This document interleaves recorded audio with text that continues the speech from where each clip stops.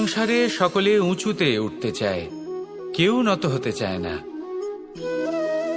সবাই এটা মনে করে যে নত হওয়ার অর্থ হলো তাদের আত্মসম্মান এবং অহংবোধের বিরুদ্ধাচরণ করা।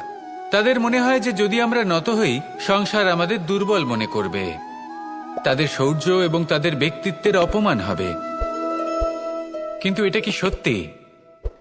প্রত্যেকবার নত হওয়ার অর্থ কি সম্মানহানি হওয়া? কখনোই নয়। আপনি নিজের জীবনকেই দেখে নিন। আপনার কোনো অমূল্য জিনিস যদি নিচে পড়ে যায়, তাহলে তাকে কিভাবে তোলেন? সেই বস্তুকে তোলার জন্য আপনাকে নত হতেই হবে। আপনি বড়দের আশীর্বাদ কিভাবে লাভ করেন? আপনি নত হয়ে তবেই তাদের আশীর্বাদ লাভ করতে পারেন, তাই না?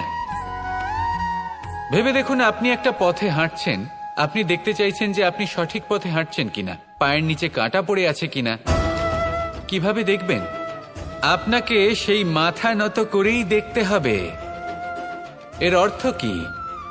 অর্থ খুব সহজ। প্রত্যেকবার নত হওয়া অনুচিত নয়, সেটা কোনোভাবেই সম্মানহানি নয়। পরিস্থিতি অনুসারে এবং যেখানে প্রয়োজন, আপনি নত হতে শিখে গেলে আপনি অনেক কিছুই লাভ করতে পারবেন। জ্ঞান, মান, গুণ, বিশ্বাস। সেই জন্য প্রয়োজন এবং পরিস্থিতি অনুসারে নত হতে শিখুন, এতে অনুচিত কিছুই নেই। আত্মসম্মান থাকা অত্যন্ত প্রয়োজনীয়, কিন্তু তা যেন কখনো অহংকারে পরিণত না হয়। এই বিষয়ে অবশ্যই নজর রাখবেন এবং আমার সাথে ভালোবেসে বলবেন, রাধা রাধা। বিন্দু বিন্দু জলেই সাগর নির্মাণ হয়। এবার এই কথা আমরা সকলে জানি। আপনি কি এই কথাটা জানেন যে ছোট ছোট সুখের দ্বারাই বড় সুখ লাভ করা যায়? একজন বাবাকে দেখুন, সন্তানের জন্ম থেকে তার যুবক হওয়া পর্যন্ত তার সাথে ছোট ছোট সুখ যাপন করেন। এই ছোট ছোট সুখগুলি তাদের প্রেমের সম্পর্কে গভীরতা নিয়ে আসে এবং প্রেমের এই গভীরতা তাদের জীবনে বড় সুখ নিয়ে আসে। এটা ঠিক সেই রকম যেরকম বিশাল এক সমুদ্রে, গভীর এক সমুদ্রে অমূল্য রত্ন খুঁজে পাওয়া যায়। এটাও ঠিক সেই রকমই। সেই জন্য জীবনে বড় বড় সুখের খোঁজ করতে গিয়ে সময় নষ্ট করবেন না। এই যে ছোট ছোট সুখ আছে, এগুলোকে যাপন করা শুরু করুন, এগুলোর আনন্দ লাভ করুন, এগুলো নিয়ে উৎসব পালন করুন। প্রেমের গভীরতা বুঝুন আর এই গভীর প্রেমে মন নিমজ্জিত করুন। তারপরে দেখুন, এই মন আর এই জীবন সুপ্রসন্ন হয়ে বলবে, রাধা রাধা। এই সংসারে যখন সাফল্যের পথে আপনি অগ্রসর হবেন, তখন আপনার পরিশ্রম, একাগ্রতা, সাহসের সাথে সাথে সমাজের মানসিকতাও সহ্য করতে হবে। প্রত্যেক ব্যক্তি কিছু না কিছু ভাবেন, কিছু না কিছু বলেন। কিছু মানুষ এমন আছেন যারা ভাববেন যে আপনি কিছুই করতে পারবেন না। তারা আপনার নিন্দা করবেন, আর এই নিন্দার কথা ভেবেই আমরা ভয়ভীত হয়ে পড়ি। সেই কারণে নিজেদের আশা, নিজেদের বিশ্বাস হারিয়ে ফেলি। এবার যদি সেই নিন্দার ভয়ে আমরা লক্ষ্যচ্যুত হই, তাহলে সেটা অনুচিত। সেই জন্য জীবনে শুধু পরিশ্রম করতে থাকুন, সামনে এগোতে থাকুন। যেই দিন আপনি আপনার লক্ষ্য লাভ করবেন, সেই প্রত্যেক ব্যক্তি যারা নিন্দা করছিলেন, তাদের দৃষ্টি আপনা থেকেই পাল্টে যাবে, ঠিক কিনা? এই সংসারকে যা প্রাণ চায় তাই বলতে দিন। যদি আপনি কারোর কথা শুনতে চান, তাহলে নিজের অন্তরের কথা শুনুন। সেটাই আপনাকে উচিত পথে নিয়ে যাবে। সামনে অগ্রসর হতে থাকুন, পরিশ্রম করুন। এমন একটা দিন আসবে যেদিন এই নিন্দুক ব্যক্তিরা আপনার লক্ষ্য প্রাপ্তির উদাহরণ সবাইকে দেবে। আসুন আমার সাথে ভালোবেসে বলুন, রাধা রাধা। আমরা জীবনে চলতে চাই, সামনে এগোতে চাই, কিন্তু কখনো কখনো এমন হয় যে আমরা আমাদের লক্ষ্য দেখতেই পাই না। আমরা চিন্তিত হয়ে পড়ি, ব্যতীত হয়ে পড়ি, আমরা কিছু বুঝতেই পারি না। এই মন অশান্ত হয়ে যায়। কিন্তু যদি আপনি থেমে যান, তাহলে নিজের পথ এবং নিজের লক্ষ্য থেকে সরে যাবেন। সেই জন্য চলতে থাকুন, থামবেন না। যতদূর পারবেন চলতে থাকুন, যতদূর দৃষ্টি যাচ্ছে চলতে থাকুন। তারপরেই দেখবেন পরবর্তী পথ আপনা থেকেই আপনার সামনে আসবে। কারণ আপনার দৃষ্টির সীমা থাকতেই পারে, দৃষ্টিভঙ্গির সীমা নেই, আপনার পথের সীমারেখা থাকতেই পারে, কিন্তু সেই পথে চলার সাহসের সীমা নেই। সেই জন্য নিজেকে অসীমিত করে তুলুন। এই সীমারেখা আপনা থেকেই দূর হয়ে যাবে, লক্ষ্য নিজে থেকেই দেখতে পাবেন, আর এই মন সুপ্রসন্ন হয়ে বলবে, রাধা রাধা। মানুষ সবসময় চায় যে তার জীবনে যেন কখনো কোনো সমস্যাই না আসে। সে চায় তার জীবন যেন শুধুমাত্র শান্তি এবং সুখের দ্বারা পূর্ণ থাকে, কিন্তু এই চাহিদা অনুচিত কিছু নয়। আমরা সবাই এটাই চাই যে জীবনে সুখ থাক, শান্তি থাক, কিন্তু এই কথা সবসময় মনে রাখবেন, যে সূর্য উদিত হন সংসারকে প্রকাশমান করেন, দুপুরবেলায় সংসারকে রৌদ্র প্রদান করেন, সন্ধেবেলায় তাকেও অস্ত যেতে হয়। এবার আমাদের জীবন চক্র কিছুটা এরকমই। কোনো কিছুই চিরকাল একরকম থাকে না। কখনো এই নদীকে দেখুন যা বয়ে চলেছে, এই নদী যা বয়ে চলেছে তার পথেও অনেক বিপদ আসে। বড় বড় পাথরের সম্মুখীন হয়ে তাকেও সামনে এগিয়ে যেতে হয়। একটি পুকুর যা চারদিক থেকে ঘেরা, তার জীবনে কিন্তু কোনো সমস্যা নেই, কিন্তু এই সংসারে পুকুরের পুজো করা হয় না, পুজো করা হয় নদীকে। মনে রাখবেন, সমস্যার ঊর্ধ্বে তিনি উঠতে পারেন যিনি সমাধি লাভ করেছেন, যিনি এই সংসারেই নেই। যিনি এই সংসারে আছেন এবং জীবিত আছেন, তার জীবনের সমস্যা হলো শ্বাসবায়ুর মতোই গুরুত্বপূর্ণ। আসুন আমার সাথে ভালোবেসে বলুন, রাধা রাধা। আমরা সবাই জীবনে সুখ লাভ করতে চাই। শুধু জীবনে কেন, জীবনের পরেও আমরা সুখ লাভ করতে চাই। আমরা সকলে স্বর্গের কামনা করি। কিন্তু খুব সহজ একটা কথা, যদি আপনি স্বর্গ লাভ করতে চান তাহলে প্রথমে মৃত্যু লাভ করতে হবে। আপনি যদি প্রাণই না দেন তাহলে আপনি স্বর্গ লাভ কিভাবে করবেন, তাই না? শুধু এই ছোট্ট একটা বিষয় দ্বারা আমরা জীবনে অনেক কিছুই শিখতে পারি। যদি আপনার কোনো লক্ষ্য থাকে, কোনো মনোবাঞ্ছিত স্থান থাকে, কোনো বড় কাজ আপনি করতে চান, তাহলে সেই সবই হবে, কিন্তু শুধুমাত্র কামনা করলে হবে না। আপনাকে কর্ম করতে হবে, নিরন্তর প্রয়াস, পরিশ্রম, পথ খুঁজতে হবে, সামনে অগ্রসর হতে হবে। কখনো অসফল হলে তার কারণ খুঁজতে হবে, বিপদের সম্মুখীন হতে হবে, অন্তর থেকে নিজের শক্তি বাড়িয়ে তুলতে হবে। তবেই আপনি নিজের লক্ষ্য লাভ করতে পারবেন, মনোবাঞ্ছিত স্থান পাবেন। মহান নদী গঙ্গা একটি বিন্দু দ্বারা শুরু হয়, ধীরে ধীরে অগ্রসর হয়। কোনো পাথরে ধাক্কা খেলেও সে থামে না, বরং এগোতেই থাকে। তারপরেই সে মহান নদী গঙ্গা হয়ে উঠতে পারে। পরিশ্রম করুন, লক্ষ্য লাভ করুন, আর আমার সাথে ভালোবেসে বলুন, রাধা রাধা। এই সংসারে জয়লাভ করার জন্য, সাফল্য লাভের জন্য শক্তি, ধৈর্য, সাহস, মিত্রদের সঙ্গ, এই সব ছাড়া আর কি আছে যা অত্যন্ত প্রয়োজনীয়? বিশ্বাস। সত্যি কথা বলতে এই বিশ্বাস অত্যন্ত অমূল্য, কিন্তু এটা দুদিক খোলা তলোয়ারের মতো। এটা আপনাকে বলশালীও করে তুলতে পারে, শক্তিশালীও করে তুলতে পারে, আবার দুর্বলও করে তুলতে পারে। কিভাবে?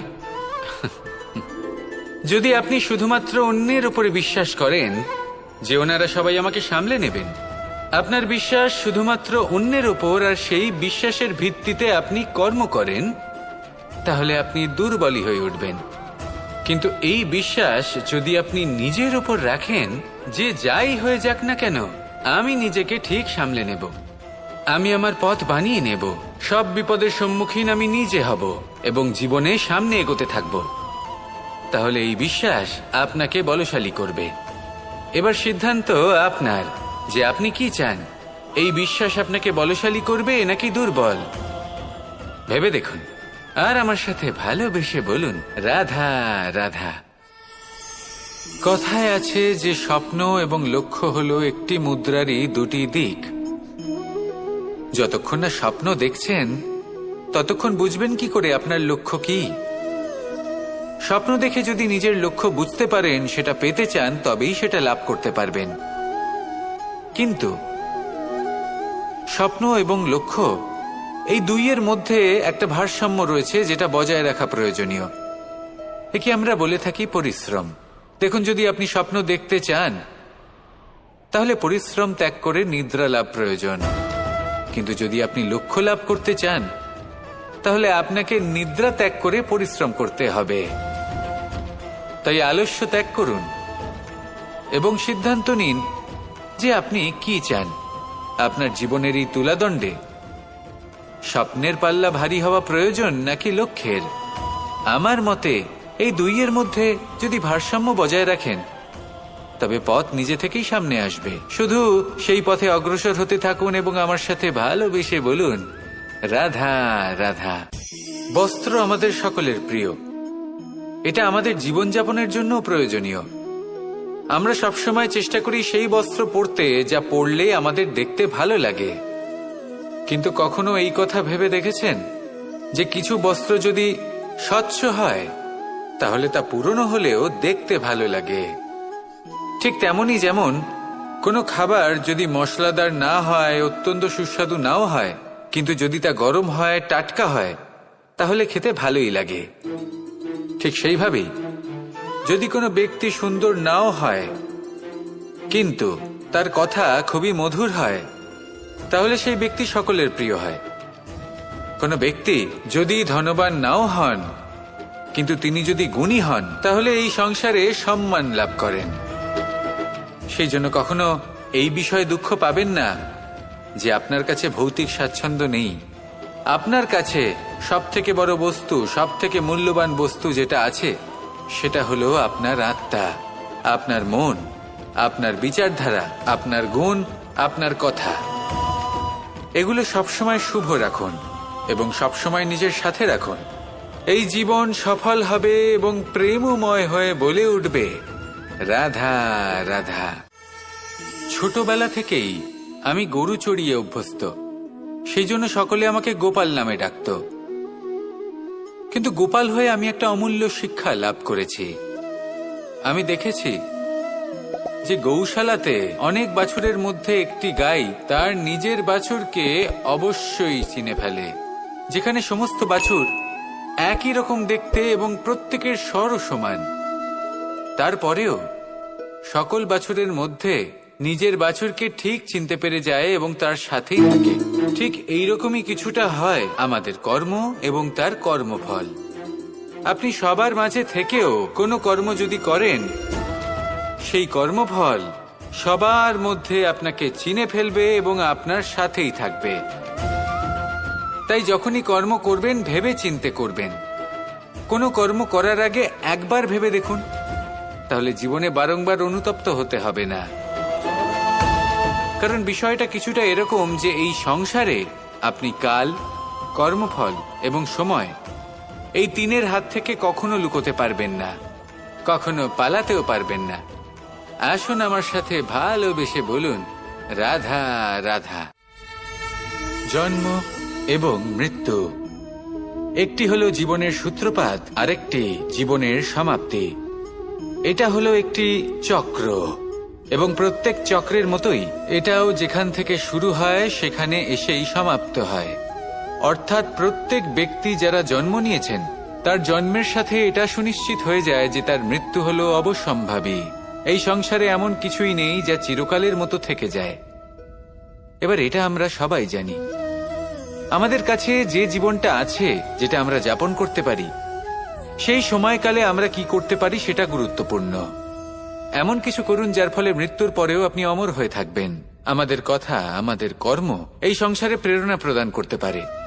আর যদি আমরা প্রেরণা নাও জোগাতে পারি, তাও এই সন্তোষ বোধ যেন থাকে যে আমরা আমাদের জীবন ব্যর্থ হতে দিইনি।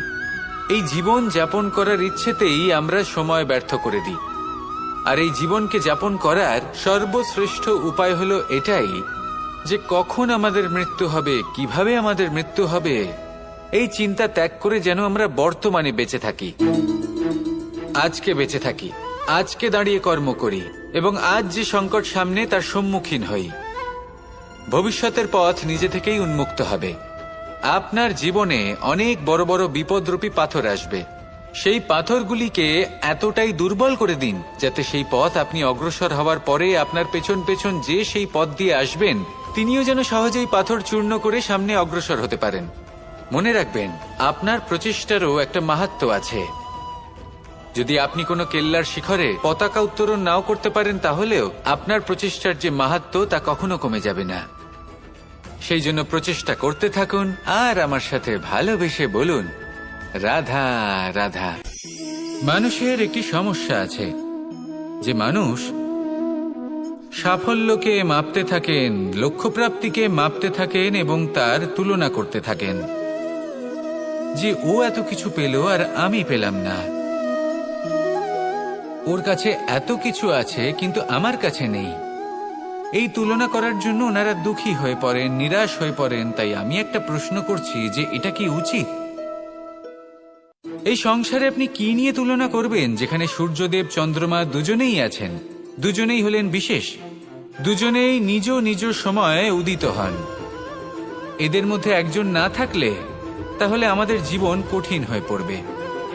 ঠিক সেইভাবেই আপনি যদি একটা বড় রেখা অঙ্কন করেন তাহলে অন্য রেখাটি ছোট হয়ে পড়ে না, সে তেমনই থাকে যেমনটা সে ছিল। আপনার অস্তিত্ব কখনো ছোট বা বড় হতে পারে না, শুধু তুলনা করার জন্য আপনার এটা মনে হতে পারে। যদি আপনি যুদ্ধ করতে চান আপনার তলোয়ারের প্রয়োজন পড়বে, যদি বস্ত্র তৈরি করতে চান এত বড় তলোয়ার দিয়ে কিছুই হবে না, তখন প্রয়োজন পড়বে একটা ছোট্ট সূচের। তাই তুলনা করবেন না, না নিজেকে ছোট মনে করবেন না অন্য কাউকে। সবার সাথে সহযোগিতা করুন, আর যদি তুলনা করতেই হয় নিজের সাথে করুন, যে কাল আমি কেমন ব্যক্তি ছিলাম, আজ কি তার থেকে শ্রেষ্ঠ হয়ে উঠতে পেরেছি। ভেবে দেখুন ভবিষ্যতে গিয়ে আপনি কতটা শ্রেষ্ঠ ব্যক্তি হতে পারেন। আসুন আমার সাথে ভালোবেসে বলুন, রাধা রাধা। মানুষ বলে থাকেন যে জীবনে সময়ের পূর্বে এবং ভাগ্যের থেকে বেশি কিছুই পাওয়া যায় না। এটা যার যার নিজের বক্তব্য। আমি বলবো এই সময় আসলে কি? এই সময় হলো যাতে যুগ যুগান্তর নিহিত আছে, যার মধ্যে দিন আছে, মাস আছে, বছর আছে, ঠিক কিনা? বাস্তবে আপনার কাছে সময় কতটা আছে যা আপনি সদ্ব্যবহার করতে পারেন? তখন থেকে আছে যখন থেকে আপনি নিজেকে বুঝতে শুরু করেন, ততক্ষণ আছে যতক্ষণ না আপনি এই সংসার ছেড়ে চলে যাচ্ছেন। শুধু এটুকু সময় আছে আপনার কাছে। আর যদি ভাগ্যের কথা বলা হয়, তাহলে ভাগ্য হলো সেই পরিস্থিতি যখন মানুষ নিজেকে সময়ের হাতে সমর্পণ করে দেন, তাকে ভাগ্য বলে। অর্থাৎ আপনি জীবনে পরিশ্রম করেছেন, বিপদের সম্মুখীন হয়েছেন, সামনে এগিয়ে গেছেন, কোথাও পৌঁছে গেছেন, এবং তখন আপনার মনে হলো যে ব্যাস এখানেই থেমে যাওয়া উচিত, তাহলে সেটাই হবে আপনার ভাগ্য। যদি ভাগ্যের কথা বলা হয় তাহলে বলবো সত্যবানের ভাগ্যে মৃত্যু লেখা ছিল, কিন্তু সাবিত্রীর কর্ম তাকে পুনর্জীবিত করে তুলেছিল। অর্থাৎ এই ভাগ্য বদল করা সম্ভব কর্ম এবং পরিশ্রমের দ্বারা। ভেবে দেখুন, রাবণ মাতা সীতাকে হরণ করেছিল। যদি শ্রীরাম সেটাকে ভাগ্য বলে মেনে নিতেন তাহলে কখনো ভাগ্য বিধাতা হয়ে উঠতে পারতেন না। ভাগ্য হলো একটা বাঁধন যেটাকে ভেঙে ফেলা খুব প্রয়োজনীয়। নিজের লক্ষ্যের কাছে পৌঁছতে হবে। হতেই পারে এই লক্ষ্য হলো পরমাত্মার কাছে পৌঁছে যাওয়া। আপনি যদি পরমাত্মার কাছে পৌঁছতে নাও পারেন, তাও সেই পথে কিছুটা অগ্রসর হতে পারছেন, তাই না? তাহলে ভাগ্যের এই বাঁধন ভেঙে ফেলুন, নিজের কর্মের দ্বারা নিজের প্রারব্ধ গড়ে তুলুন এবং আমার সাথে ভালোবেসে বলুন, রাধা রাধা। এই সংসারে নির্মাণের বিষয়ে জ্ঞান লাভ করার পূর্বে ধ্বংসের বিজ্ঞান বুঝে নেওয়াও খুব প্রয়োজনীয়। যখনই আমরা ব্যায়াম করি তখন কি হয়? আমাদের পুরনো মাংসপেশি নষ্ট হয়ে যায় এবং সেই মাংসপেশির স্থানে আমরা নতুন মাংসপেশির নির্মাণ করে থাকি। যেমন একটা নতুন ইমারত গড়ে তোলবার পূর্বে পুরাতন ইমারতকে ভঙ্গ করে দিতে হয়, তবেই তো সেই স্থান সজীব হবে, ঠিক কিনা? এবারে জ্ঞান এবং বিজ্ঞান ছাড়াও এমন কিছু আছে যা কিনা অত্যন্ত গুরুত্বপূর্ণ, তা হলো সীমা পার করে যাওয়া। এই যে সীমা, এই যে নিয়ম, তা মানুষের জন্যই বানানো, তাকে নিয়ন্ত্রণ করার জন্য তৈরি করা হয়েছে। এমন অনেক সীমা, এমন অনেক নিয়ম মানুষের জন্য অত্যন্ত মঙ্গলকারী। কিন্তু কিছু এমন সীমা আছে, কিছু এমন নিয়ম আছে যা মানুষের লঙ্ঘন করে যাওয়া অতি আবশ্যক। যতক্ষণ না এই সীমা লঙ্ঘন করছেন, নিজের নতুন অস্তিত্বকে খুঁজেই পাবেন না, সেই স্থানে পৌঁছতেই পারবেন না যেখানে সংসার তাকে চিরস্মরণীয় করে রাখবে। সেই জন্য জীবনে যাই করবেন, সীমা অতিক্রম করে যান। যদি পরিশ্রম করেন তাহলে সীমা অতিক্রম করে পরিশ্রম করুন। যদি লক্ষ্যের দিকে অগ্রসর হন তাহলে সীমা অতিক্রম করে অগ্রসর হন। কোনো সীমারেখা যাতে না থাকে, সেই সর্বোচ্চ স্থান দেখুন এবং অগ্রসর হন। এই সংসারে অগ্রসর হওয়ার জন্য এই সীমারেখা বুঝে নেওয়া এবং তা অতিক্রম করার জ্ঞান লাভ করা প্রয়োজনীয়। আসুন আমার সাথে ভালোবেসে বলুন, রাধা রাধা। আমরা সবাই এই সংসারে সূর্যের মতো হয়ে উঠতে চাই, সূর্যের মতো তেজস্বী, প্রকাশময়, যশস্বী। সূর্যের মধ্যে এতটাই তেজ থাকে যে সবাই তার সামনে নত হয়ে থাকে। সেই কারণেই সূর্যকে যশদানের গ্রহ বলা হয়। আমরা সবাই সূর্যের মতো উজ্জ্বল হতে চাই, কিন্তু তার জন্য সূর্যকে প্রত্যেক দিন জ্বলতে হয়। এই সংসারে শুভ ভাব, পবিত্রতা নিয়ে আসার জন্য, প্রকাশ ছড়িয়ে দেওয়ার জন্য সূর্যকে প্রত্যেক দিন অস্তও যেতে হয়, আবার উদিতও হতে হয়। প্রত্যেক দিন জ্বলতে হয়। সূর্য একদিনের জন্য অবকাশ লাভ করেন না। আর যদি অবকাশ পেতেন তাহলে সূর্যকে আর সূর্য বলা হতো না, তাই না? সেই জন্য আপনি যদি সূর্যের মতো হয়ে উঠতে চান, সেই রকম উজ্জ্বল হতে চান, তেজস্বী হতে চান, তাহলে সূর্যের মতো জ্বলতে হবে, অর্থাৎ অগাধ পরিশ্রম করতে হবে। আসুন আমার সাথে ভালোবেসে বলুন, রাধা রাধা। যদি আমি স্থির করি, যদি নিশ্চিত করি একটা মূর্তি গড়ে তুলব, আর কিছুক্ষণ সেই কাজটা করে আবার কিছুক্ষণ পরে বন্ধ করে দিই, আবার কিছুক্ষণের জন্য কাজটা করে আবার সেই কাজ বন্ধ করে দিই, আবার কিছুক্ষণের জন্য কাজটা করে বলি ক্লান্ত লাগছে, কিছুক্ষণের জন্য বিশ্রাম নিয়ে নিই, যদি এইভাবে আমি কাজটা করি তাহলে কি এই কাজ উচিত সময় এবং উচিতভাবে সম্পন্ন হবে? কখনোই নয়। শুধু তাই নয়, যে কোনো কাজ যদি পূর্ণ করতে হয়, উচিতভাবে করতে হয়, উচিত সময়ের মধ্যে করতে হয়, তাহলে প্রয়োজন সততার এবং অখণ্ড প্রচেষ্টার। সততা ছাড়া আপনি যে কাজই করুন না কেন, উচিত সময় তা সম্পূর্ণ হবে না, আর মনোবাঞ্ছিত ফল আপনি কখনোই পাবেন না। তাই যে কাজই আরম্ভ করুন না কেন, সততার সাথে এবং অখণ্ড প্রচেষ্টার সাথে করুন। তখনই কর্ম এবং তখনই এই জীবন সফল হবে, এবং এই মন প্রসন্ন হয়ে বলবে, রাধা রাধা।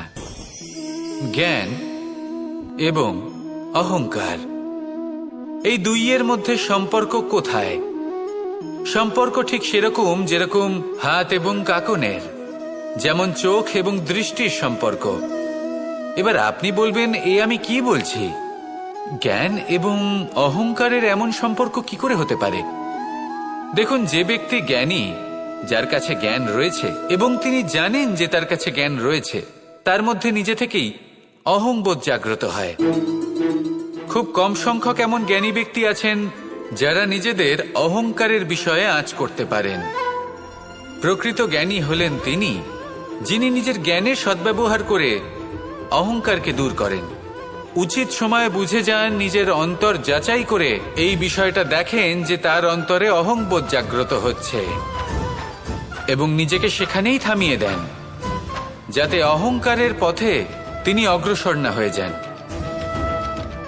এই অহংকার কখন উচিত, কখন অনুচিত, কখন প্রয়োগ করা উচিত, উচিত নয়, কখন বাধা দেওয়া উচিত, এটা শেখা অত্যন্ত প্রয়োজনীয়। আর যদি এটা আপনি শিখতে পারেন, তাহলে আপনি একজন জ্ঞানীও হয়ে উঠবেন এবং সুখীও থাকবেন। তাই মনে রাখবেন, এই জ্ঞান নিয়ে কখনোই অহংকার করবেন না, বরং সবসময় নিজের অহংবোধের বিষয়ে প্রকৃত ধারণা রাখবেন। আসুন আমার সাথে ভালোবেসে বলুন, রাধা রাধা। এই সংসারে সব থেকে বেশি কঠোর এবং বলশালী ধাতু হল লৌহ, অর্থাৎ লোহা। হয়তো সেই জন্যই সকল অস্ত্র, সকল শস্ত্র, সকল বাহন যখনই এদের নির্মাণ হয় তখন সব থেকে বেশি ব্যবহার এই লোহাকে করা হয়। এবার এই লোহার একটা বিশেষ গুণ রয়েছে, সেটা এটাই যে লোহাকে আপনি অন্য কোনো ধাতু দিয়ে কাটতে পারবেন না। লোহা দ্বারাই লোহাকে কাটা সম্ভব। এবার এটা কিভাবে সম্ভব? যে লোহাকে কাটতে হবে তাকে গরম করা হয়, যে লোহা দ্বারা কাটতে হবে সেটাকে ঠান্ডা রাখতে হয়। অর্থাৎ ঠান্ডা লোহা দ্বারা গরম লোহা কাটা হয়। এবার এই যুক্তি, তার প্রয়োগ আমাদের জীবনেও করা যেতে পারে। যদি আপনার কাছে শক্তি থাকে, যদি আপনি বুদ্ধিমান হন, আর যদি আপনার মন স্থির হয়, শান্ত হয়, তাহলে এই সংসারকে আপনি বদলাতে পারবেন। কিন্তু যদি আপনি শক্তিশালী হন, বুদ্ধিমান হন, কিন্তু আপনার মন অস্থির হয়, আপনার মন স্থির না থাকে, কোথায় কোথায় আপনি রেগে যান, তাহলে আপনি কখনোই সংসার বদলাতে পারবেন না। যদি পরিস্থিতিকে নিজের মতো গড়ে নিতে হয়, তাহলে ধৈর্য, সংযম এবং স্থিরতার শীতলতাকে আপন করে নিতে হবে। আসুন আমার সাথে ভালোবেসে বলুন, রাধা রাধা। এই সংসারে সব থেকে বেশি কোমল বস্তু হলো রেশম। এই রেশম এতটাই কোমল হয় যে এর পুরো একটা থান শুধুমাত্র একটা হাতে ধরা সম্ভব। কখনো ভেবে দেখেছেন এই রেশম কিভাবে হয়? একটি কীট তার লালার দ্বারা উৎপন্ন হয়। এই কীট সেই রেশমকে পাক দিতে থাকে, পাক দিতেই থাকে, দিতেই থাকে, আর আস্তে আস্তে তার মধ্যেই জড়িয়ে পড়ে।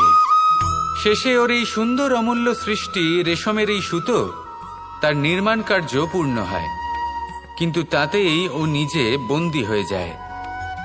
নিজেরই মায়াজালের এই বন্দী গৃহে নিজেই ফেঁসে যায়। এবার এই সুতোকে ব্যবহারযোগ্য করে তোলার জন্য এই কীটগুলিকে এই কবচের সাথেই ফুটন্ত জলে ফেলে দেওয়া হয়। এই সংসারে যদি আমাদের স্বপ্ন এই সংসারের দুঃখ হরণ করার জন্য, এই সংসারে সুখ বিতরণ করার জন্য হয়, তবেই আমাদের প্রগতি সম্ভব। যদি আমাদের এই স্বপ্ন শুধুই আমাদের এবং আমাদের স্বার্থ সিদ্ধির জন্য হয়, তাহলে এই স্বপ্ন আমাদের অন্ধ করে দেবে, আমাদের অন্ধকারের পথে নিয়ে যাবে, আর আমরাও সেই কীটের মতো হয়ে যাব। নিজেদেরই মায়াজালে আমরা নিজেই ফেঁসে যাব, আর শেষে আমরা যদি কিছু লাভ করি তা হবে একাকিত্ব, অন্ধকারময় মৃত্যু। তাই স্বপ্ন অবশ্যই দেখুন, কিন্তু এমনভাবে স্বপ্ন দেখবেন না যে তার এই বন্দিগৃহে আপনি নিজেই ফেঁসে গেলেন। স্বপ্ন দেখুন পরোপকারের, পরমার্থের, সবাইকে উদ্ধারের, অন্ধকারের নয়। তবেই কল্যাণ হবে, আর তবেই এই হৃদয় প্রসন্ন হয়ে বলবে, রাধা রাধা। নন্দ বাবাও খেলার ছলে খুব বড় বড় শিক্ষা দিতেন। অনেকদিন আগেকার কথা, বাবা আমার জন্য একটা মানচিত্র নিয়ে এলেন। এটা ছিল জম্বু দ্বীপের মানচিত্র, ঠিক যেন একটা ধাঁধা, যা টুকরো টুকরো করে বিভিন্ন দিকে ছড়ানো, যেগুলোকে আমায় জুড়তে হতো। ব্যাস শুধু এটুকুই ছিল আমার কাজ। আমি বারবার প্রচেষ্টা করলাম, কিন্তু বারবার অসফলই রয়ে গেলাম। বাবা এটা দেখলেন এবং হাসলেন। বাবা বললেন, একটা কাজ করো, এই প্রত্যেকটি অংশকে উল্টে রাখো। আমিও উল্টে রাখলাম। তারপরে দেখলাম প্রত্যেক অংশে মানুষের শরীরের কোনো না কোনো অংশ চিহ্নিত। কোথাও হাত আছে, পা আছে, কোথাও মুখ আছে। বাবা বললেন যে এবার এটা জুড়তে চেষ্টা করো। আমিও জুড়ে দিলাম। মানুষের মানচিত্র পূর্ণ হলো। এবার বাবা বললেন, এটা উল্টে রাখো, মানচিত্র পূর্ণ আকার ধারণ করেছে। আমি বললাম, ঠিক আছে। আমি উল্টে রাখলাম, দেখলাম জম্বুদ্বীপের মানচিত্র পূর্ণ হয়েছে। বাবা বললেন, যদি দেশকে সফল করে তুলতে চাও, শক্তিশালী করতে চাও, স্থির বানাতে চাও, তাহলে সবার আগে দেশবাসীকে একত্রিত করতে শেখো। সকল সৈন্যগণ যখন একজোট হয়ে দাঁড়াবে, তখন দেশের শক্তি আরো বেড়ে যাবে। শুধু তাই নয়, বাবা বললেন, যদি ভালোবাসার সাথে জড়িয়ে পড়ো, তাহলে পরমাত্মাও তোমার সামনে এসে দেখা দেবেন। তাহলে এটাই করুন, আর আমার সাথে ভালোবেসে বলুন, রাধা রাধা। জীবনে এমন কি আছে যা আপনাকে অজান্তে শিখরে পৌঁছে দিতে পারে বা আপনার পতনও ঘটাতে পারে। সঙ্গতি। যদি আপনি কোনো শ্রেষ্ঠ ব্যক্তির সঙ্গ লাভ করেন, তাহলে তার শুভ চিন্তা, তার গুণ, তার স্বভাব আপনার মধ্যে চলে আসবে। আপনি আরো শ্রেষ্ঠ হয়ে উঠবেন। আবার সেখানেই যদি আপনি কোনো দুষ্ট ব্যক্তির সঙ্গতি লাভ করেন, কোনো খারাপ মানুষের সঙ্গতি লাভ করেন, তাহলে আপনার শুভ চিন্তা, আপনার গুণ, তা যে কখন আপনার থেকে কেড়ে নেওয়া হবে সেটা আপনি জানতেও পারবেন না। দেখুন, এই সঙ্গতি হলো অত্যন্ত গুরুত্বপূর্ণ। এই সঙ্গতি আপনার নিয়তি নির্ধারণ করে। আপনাকে উদাহরণ দিলে, বৃষ্টির ফোঁটাকে দেখুন।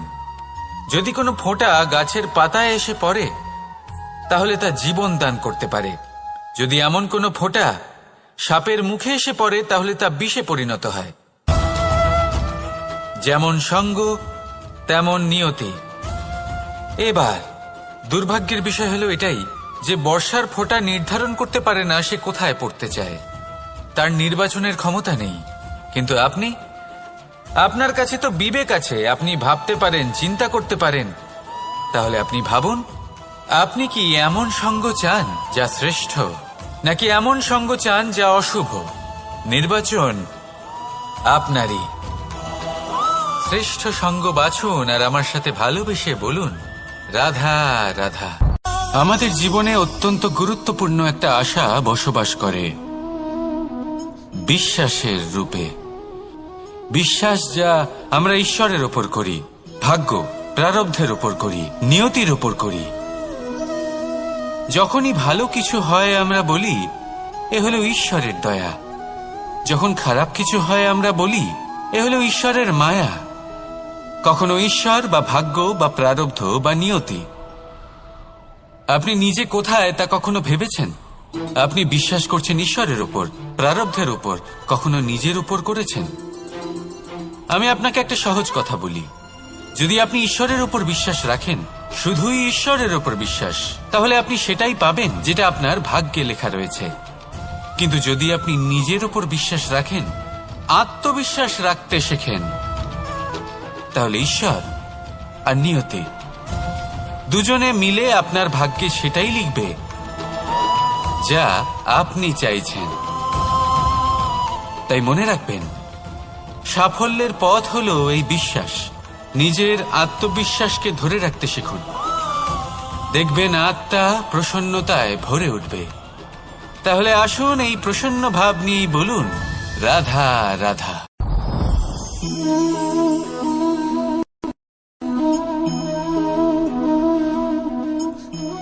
মুক্ত। এই মুক্তই সবাইকে মোহিত করে দেয়, নিজের দিকে আকর্ষিত করে। অত্যন্ত সুন্দর, গোল, শুভ্র। মুক্ত দ্বারা নির্মিত আভূষণ, তা হয়তো সে মুকুটই হোক বা কোনো স্ত্রীর অলংকার, তাকে আরো সুন্দর করে তোলে, তাকে আরো সুন্দর দেখতে লাগে। এবার এই মুক্তকে এত সুন্দর দেখার জন্য কত কষ্ট সহ্য করতে হয় তা কি কখনো আপনি ভেবেছেন? এই মুক্ত ঝিনুক থেকে বের করা হয়। ঝিনুক যা কিনা সমুদ্রের তলদেশে থাকে। ওকে কত কষ্ট সহ্য করতে হয়, জলের চাপ সহ্য করতে হয়, সমুদ্রের স্রোত সহ্য করতে হয়। এই ঝিনুককে এত কষ্ট সহ্য করতে হয়, এই মুক্তকে এত কষ্ট সহ্য করতে হয়, তারপরে এর রূপ এত সুন্দর হয়। যদি আপনিও আপনার পরিশ্রমের সৌন্দর্য, নিজের পরাক্রমের সৌন্দর্য এই সংসারে প্রকাশিত করতে চান, তাহলে আপনাকেও কষ্ট সহ্য করতেই হবে। তাই জীবনে যখনই সংকট আসবে, বিপদ আসবে, সমস্যা আসবে, তখন একে সুযোগ হিসেবে গ্রহণ করুন। কারণ এই বিপদের সাথেই লড়াই করে আপনি মুক্তর মতোই পরিশুদ্ধ হয়ে উঠবেন। তাহলে আসুন আর আমার সাথে ভালোবেসে বলুন, রাধা রাধা। আপনি কি জানেন আপনার জীবনে আপনার আসল জীবনসাথী কে হন? মাতা পিতা, ভাই বোন, স্বামী স্ত্রী? না, আপনার আসল জীবনসাথী হল আপনার শরীর। সেই শরীর যার দিকে আপনি কখনো নজরই দেন না, ঠিক কি না? এবার যে মানুষ এই রহস্য বুঝতে পারেন তার জীবন এমনি শুভ হয়ে যায়। আপনি নিজেই দেখুন না, সে সংসারের মঙ্গলই করা হোক বা সত্যের রক্ষা করা হোক, তা সে শত্রুর সাথে যুদ্ধ করা হোক বা মিত্রকে রক্ষা করা হোক, এই শরীরই তো কাজে আসে। তপস্যাতে, বলিদানে, পরিশ্রমে এই শরীরই হলো আধার, ঠিক কিনা? তাই আমাদের কর্তব্য হলো যে আমরা যেন নিজের শরীরের যত্ন নিই। আমরা কি খাই, আমাদের কি খাওয়া উচিত, এটা যেন বুঝি। কোনটা সুপাচ্য আর কোনটা নয়, এটা যেন বুঝি। কারণ যেমন হবে অন্ন, মনও তেমনই হবে। যত ভালো অন্ন তত ভালো মন। আর সুস্থ শরীর হলো সুস্থ মনের আধার, এ কথা অবশ্যই মনে রাখবেন। আর যদি মন সুস্থ থাকে তাহলে সকল শুভ উদ্দেশ্য পূর্ণ হবে। তাহলে আসুন আর আমার সাথে ভালোবেসে বলুন, রাধা রাধা। কথায় আছে যে দৃষ্টি অত্যন্ত কঠোর হয়, অত্যন্ত শক্তিশালীও হয়। কথায় আছে যে কারোর উপর যদি কুদৃষ্টি পড়ে তাহলে তার বিনাশ কেউ আটকাতে পারে না। এই যে কুদৃষ্টি, এর উপাচারও আমাদের কাছে রয়েছে। যখন আমরা বাড়ি নির্মাণ করি তখন একটা কালো মুখোশ লাগাই, যাকে রক্ষা কবচ মনে করা হয়, কুদৃষ্টি থেকে বাঁচার জন্য। যখনই কোনো বাচ্চা বাইরে যায় তখন তার মাথায় আমরা একটা কাজলের টিপ পরিয়ে দিই, কুদৃষ্টি থেকে বাঁচার জন্য। অর্থাৎ এই সংসারে কুদৃষ্টি থেকে বাঁচার উপাচার রয়েছে। উপাচার যদি কিছু না থেকে থাকে তাহলে তা হলো দৃষ্টিভঙ্গির। যদি আপনার দৃষ্টিভঙ্গি অনুচিত হয় তাহলে আপনার পতন কেউ আটকাতে পারবে না। না পারবে কালো মুখোশ, না কালো টিপ, না স্বয়ং ঈশ্বর। সেই জন্য নিজের দৃষ্টিভঙ্গি শুভ করে তুলুন, সবকিছু শুভই হবে। আসুন আমার সাথে ভালোবেসে বলুন, রাধা রাধা। কথায় আছে যে জীবনের আধার হলো সম্পর্ক, প্রসন্নতারও এবং ঈশ্বরের সাথে দেখা পাওয়ারও। এবার এই সম্পর্কের আধার আসলে কি? সেবা? না। বোঝাপড়া? না। অপেক্ষা? না। এই সম্পর্কের আধার হলো বিশ্বাস। যদি বিশ্বাস ভেঙে যায় তাহলে জেনে রাখবেন যে সম্পর্করূপী এই ভবন, এর ভিতই ভেঙে গেল। আর যদি ভিত ভেঙে যায় তাহলে সেখানে অন্য কোনো ভবন নির্মাণ সম্ভব নয়, সম্ভবই নয়। এই সমস্ত সম্পর্কের বিশ্ব বিশ্বাসে বসবাস করে। এই বিশ্বাস হলো অত্যন্ত গুরুত্বপূর্ণ। এই বিশ্বাসের জোরেই আমি আর রাধা কোনো সাংসারিক বন্ধনে আবদ্ধ না হয়েও এক অত্যন্ত দৈব অলৌকিক বন্ধনে আবদ্ধ। এ হলো বিশ্বাস, যার দ্বারা 11 অক্ষৌহিনী সেনার সামনে অর্জুন দাঁড়িয়েছিল এবং জয়ী হয়েছিল। এই বিশ্বাস হলো অত্যন্ত গুরুত্বপূর্ণ। তাই বিশ্বাস করতে শিখুন, বিশ্বাস দিতে শিখুন, বিশ্বাস পালন করতে শিখুন। আর আমার সাথে ভালোবেসে বলুন, রাধা রাধা। এই সংসার অত্যন্ত বিচিত্র এক স্থান। এ সত্য খুঁজতে থাকে, আর সত্য খুঁজে পেলেই তা প্রমাণ করতে চায়। সে চায় তার প্রমাণ পেতে, সাক্ষী পেতে চায়। সেক্ষেত্রে আমাকে বলুন যে সত্য কি করতে পারে? সেই ব্যক্তি যে সত্যকে ধরে আছে সে কি করবে? কিছুই নয়, কিছু করার প্রয়োজনই নেই, শুধু তাতে টিকে থাকতে হবে। সেই হিমালয়ের মতো যা আজ পর্যন্ত টিকে রয়েছে। যদি আপনি সত্যবাদী হন তাহলে আপনার কিচ্ছু প্রমাণ করার কোনো প্রয়োজন নেই। যদি প্রয়োজন থাকে তাহলে সত্যের সাথে টিকে থাকার। এই সময় নিজে সাক্ষী হবে, নিজে প্রমাণ দেবে। এই নিয়তি স্বয়ং প্রমাণিত করবে যে আপনি সত্যবাদী ছিলেন, আপনি সত্যের পথে ছিলেন। তাহলে আসুন আর আমার সাথে ভালোবেসে বলুন, রাধা রাধা।